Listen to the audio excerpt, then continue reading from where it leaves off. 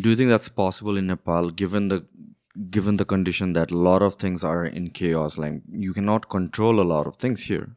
That they don't have a proper system for it, and that is one of the main reasons why they're afraid That's of giving it a wrong. try.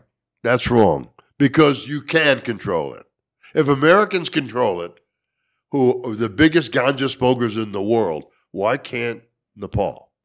First of all, when we come in and train people, first of all, here nobody knows how to grow. Mm-hmm. Nobody knows how to process. So what they're growing here is all basically infected with mold. If you, let's say in America, if you have your plants, weather changes, they get wet, the plants mold. Then you have to declare it and you destroy it. You cannot sell a moldy plant to a patient. Okay, so you give mold to a patient, give them mold? No, they have a thing called gray mold. You don't want that. So right away, how we'll do it and why we'll do it is because the weed that we produce for the pharmacies will be so much better than they ever got on the street that there'll be no competition. There'll be no, and we're not going to put people in jail for marijuana. So if we catch somebody selling illegally, we fine them. Every time we catch them, we fine them. We don't put them in jail, but it costs them 500 rupees or costs them 1,000 rupees.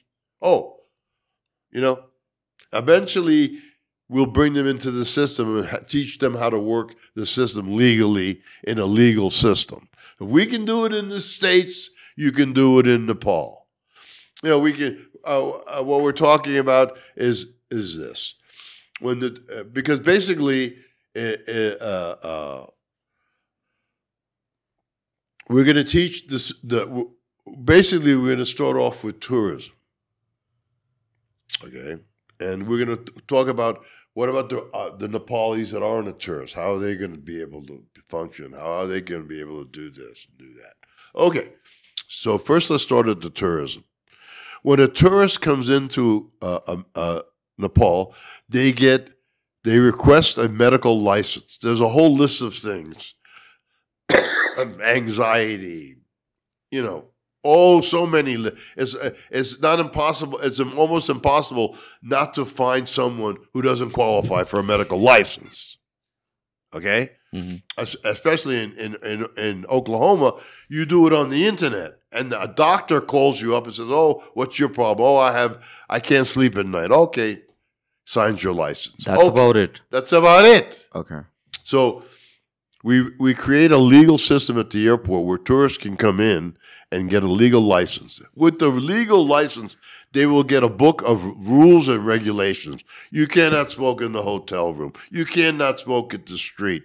On the street. You can smoke at temples in designated areas. You can smoke in restaurants that are licensed to sell you food and you're able to smoke there. If they want to sell weed at a restaurant, say they have two people, and by the way, you have to have a license to go to one of those restaurants. You can't go to a restaurant and start smoking and not have a license. Right away, they're going to ask you, you have a license? You have a license? You show it. I have a license. I can smoke here. Okay. Say you have a license, you go into the restaurant, you want to smoke, but you don't have any marijuana. Okay. You have a license. You already paid for your license. Now, the restaurant pays for a license to be able to have those customers come exclusively to his restaurant. They want some marijuana to sell to their patients. To their customers. They go to the shop, like I have, the dispensaries. They buy the pre-rolled, already packaged pre-rolled, right? And they sell dispensary weed. They offer dispensary weed at the restaurant. We don't sell them too much. They're not going to need too much. They're not a dispensary. They're a restaurant. All right? So the restaurant is going to have to pay for 2 licenses right there. Okay. The dispensary has a license. Everybody who works in the dispensary has a license to handle marijuana. Okay.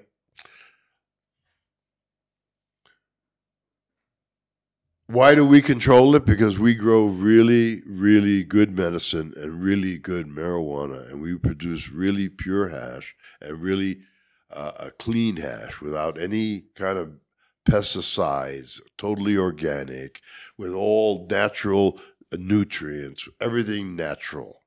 Okay? Eventually, everyone will come our way. And once the government sees how much money they're going to make at the airport just getting licenses from patients. Today, I went to a few people in my hotel, and I sat down there. I said, I'm offering, I know this is how I did it. I walked up to them. I said, look, I sat down. I said, if you wanted to smoke marijuana in Nepal and you could get a license at the airport for $50, that's good for life, and you get the first joint free. Would you get a license, or would you rather buy it on the street? Says, man, I don't want to buy anything on the street, man. Where is your dispensary? People who are used to the legalized system, they want a good quality. They don't want street stuff. Once you start opening up the dispensaries, the tourists will come. They're used to it already. They have it in their country. Germany's been medical for 2 decades. It's just became legalized for everybody, where everybody could go into the dispensary and buy. See, there's 2 kinds of dispensary. There's 2 types of licenses in America.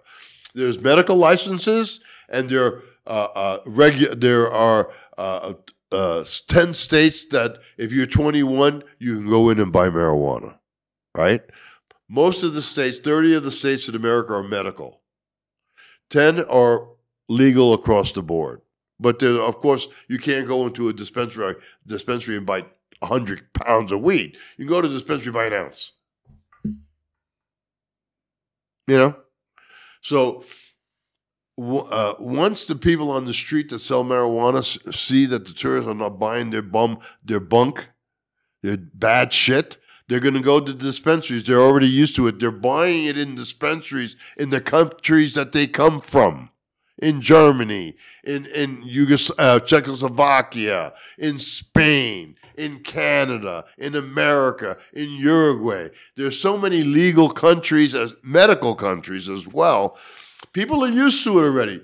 Foreigners are already used to that system. They're working in that system right now. So once the government sees all the money that they're going to be making by issuing licenses at the airport and following the seed to sale system, they will take over the illegal system, the illegal market. There's a lot of illegal business in Nepal, on the border, on this or that.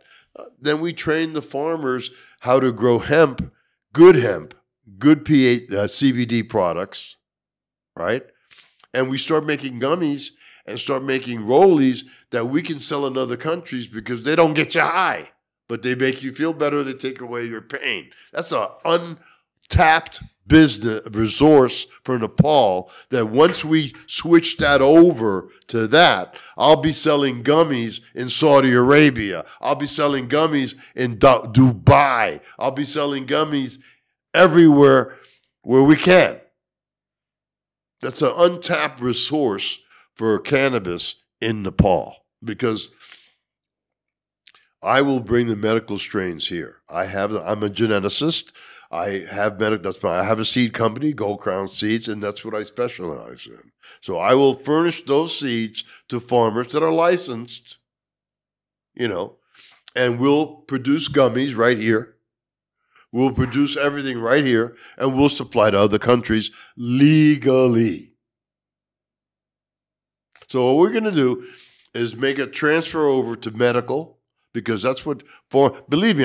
So I went to several people. I said, well, if you could buy, if we had medical marijuana, we had a good medical marijuana, we supplied it in the dispensaries, and you could get a license. Would you buy from us, or would you even go to the street? Says, I don't want to go to the street. Only thing you get here is crap on the street. I've been told that by 4 different sets of people who I didn't even know. I just went up to them and just said, hey, if this was the situation, where would you go? They said, we would go to your dispensary. Where is it? wait. I said, give me a few more months. Give me a few more months and we'll get this turned around. This is if Americans can do it and the Europeans can do it, why can't the Nepalis do it? If Germany is legal now and they've been medical for 20 years, why isn't Nepal medical? We have a good climate here. We can grow 2-3 crops a year here. I have marijuana that can cure diabetes too. That's a cure for diabetes too. I have medical marijuana that can help control your appetite and help control your sugar. It don't get you high, but it helps your medical problem. So basically, that's what we're planning on doing. You know what I mean? Eventually, it will take over. It'll take over because the possibilities are endless for Nepal.